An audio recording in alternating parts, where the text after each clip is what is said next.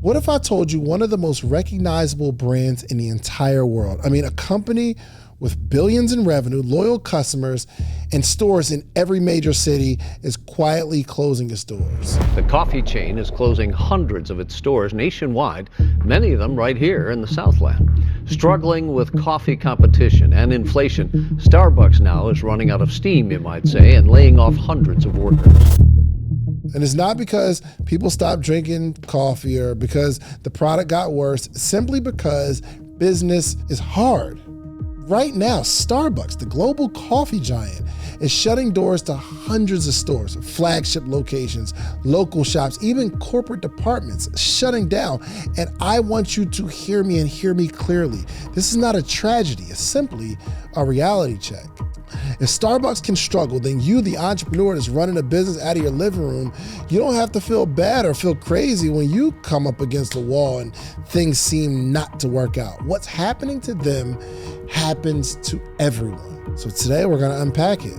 We're gonna unpack the rise, the fall, the reasons, and also the lessons that you can take so that you can survive even when the giants like Starbucks is falling.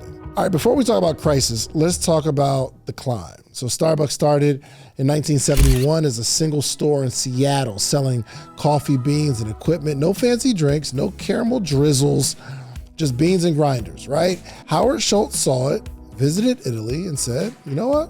We're not just selling coffee. We're actually gonna sell a feeling.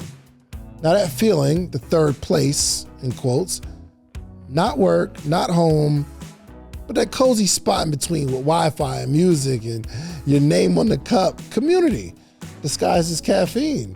That's what Starbucks represented. The brand became culture. By the 2000s, Starbucks wasn't just coffee. It was identity, it was community. But here's where the problem started. When something works, we assume it just always works. So they scaled. Fast, store after store, corner after corner, airport after airport. At one point, Starbucks was opening one new store every 15 hours. Let that sink in for a second. Every 15 hours. It's exciting until you realize scaling faster than your system can handle is like adding weight to a weak foundation, right? It looks impressive, incredible, but one small crack and everything starts shaking. Let's start with the headline that shocked everyone. When I saw it, I was floored. Starbucks closed its Capitol Hill roastery in Seattle. This isn't a random shop. This is their flagship, the one designed to show the world how coffee should be art, right? Tourists came to see this flagship location. Its employees were proud of it. The company was proud of it. So why are they shutting that one down? It's because prestige doesn't pay rent. It's because a statement store still has a spreadsheet. And when the numbers don't work, even the symbol has to go. That's lesson number one. No part of your business is sacred to audit. Every part, even a part that you labored over, that part has to be analyzed when things are going rough. We build things that we love, but love doesn't make it profitable. You can't keep an unprofitable product just because it's your favorite product. You can't keep an employee who doesn't perform just because you like them. Oh my gosh, this is a gut check for me. Even Starbucks had to say, this doesn't make sense anymore. Imagine a meeting, executives sitting around a table saying, are we really about to close the store that defines us as a company? Somebody has to be bold enough to stand up and say yes, because that's what the data says. Not our feelings, not what we like best. That's what the data says. The courage, uncomfortable, necessary conversations. That is what you call business, ladies and gentlemen. Now, if the flagship store is closing, and that was symbolic, right? That was symbolic that the system is broken. Now, if the flagship store was symbolic, the local closures, personal.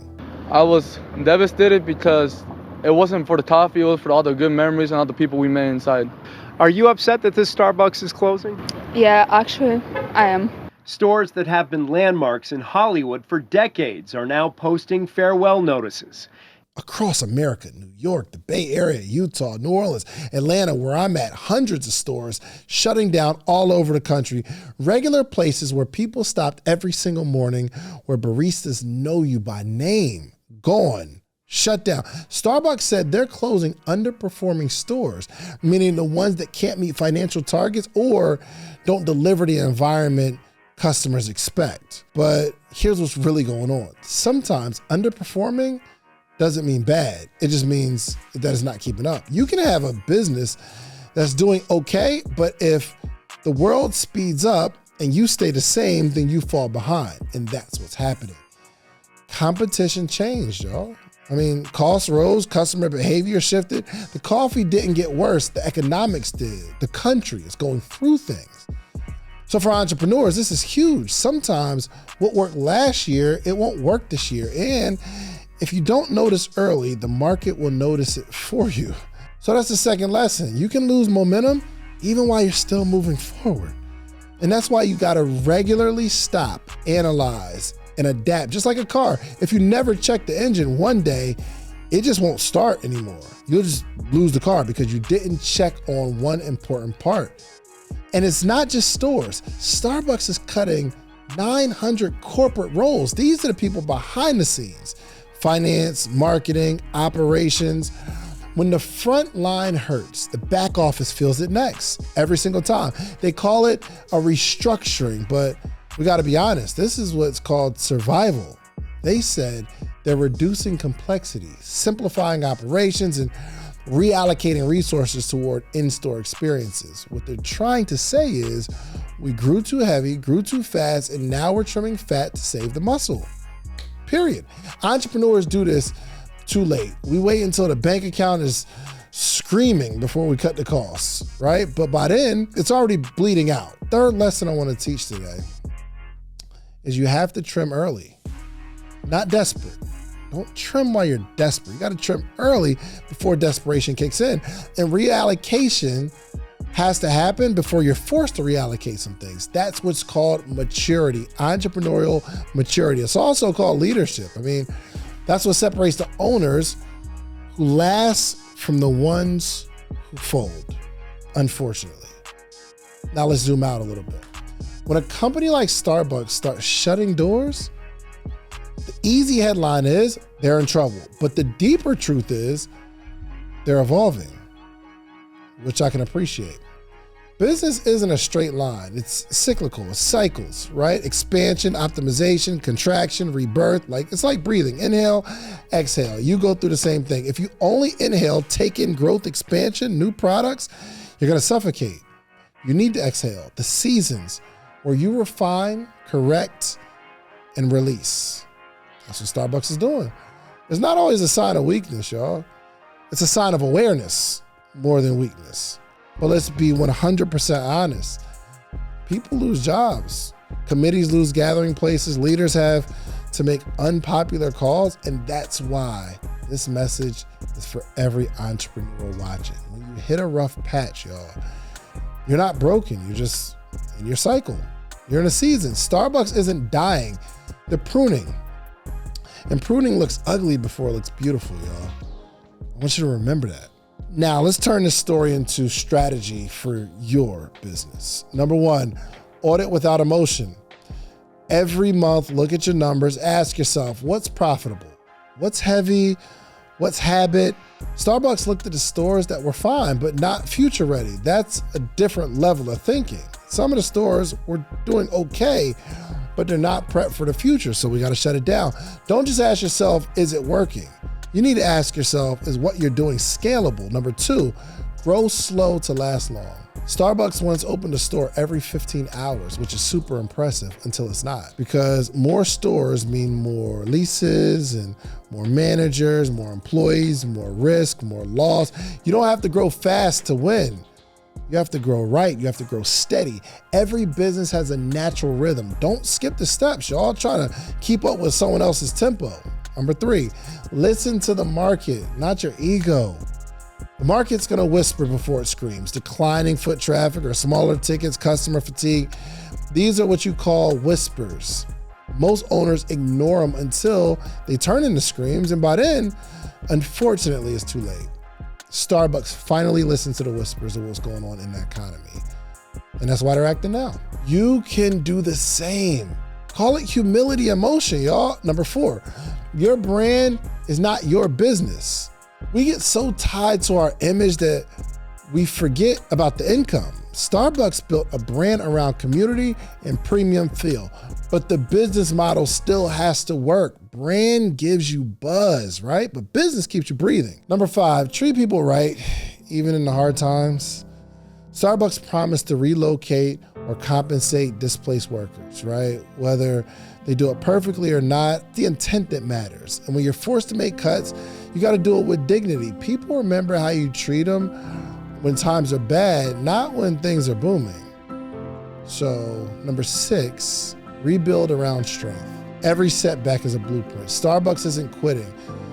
They're reinvesting in better locations, faster service, and a design back to Starbucks experience. I know they got something brewing, y'all. No pun intended. You can do that too. Like in your business, when you have to downsize, it's not called failure. It's just called refocus.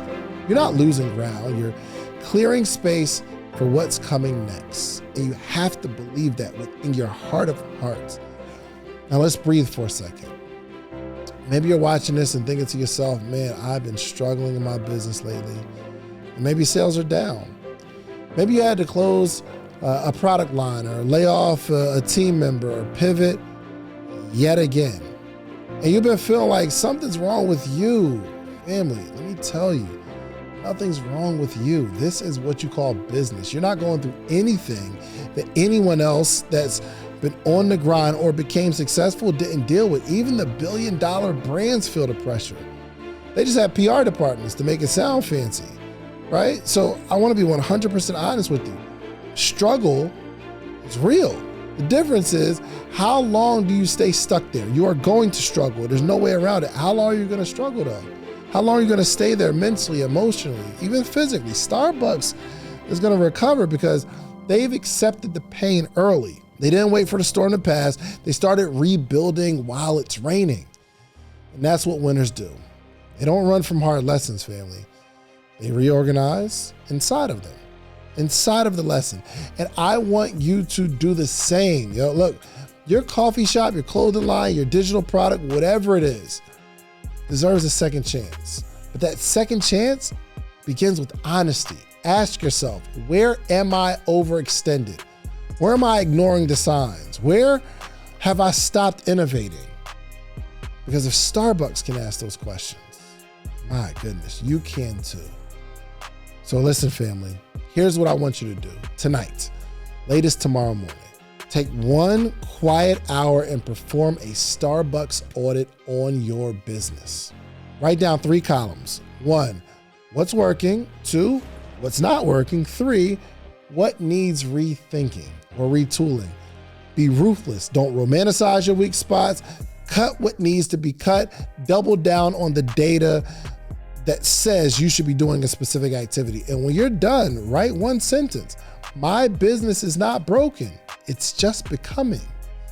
Post that somewhere visible in your car, on the mirror, because the game is long and you're playing a long game. Every giant that survives does so because they've learned how to bend without breaking. If this message hits you today, I want you to share it with another entrepreneur who's maybe doubting themselves. Remind them, even Starbucks has to reset sometime. When you walk past a closed Starbucks, don't just see an empty building. I want you to see a mirror. I want you to see a message. I want you to see proof that no one is exempt from evolution. This isn't about staying open. It's about staying alive. It's about surviving. And staying alive means adapting, adjusting, and accepting reality fast. So the next time you feel like your world's collapsing, remember, even the biggest names have been there. The difference is they kept on brewing. You can too. Because greatness isn't about never falling. It's about never stopping. Now, let's get back to work. Your comeback story is waiting. And I can't wait to do a cool story about your business in one of these videos. All right, I'll see y'all next week. Peace.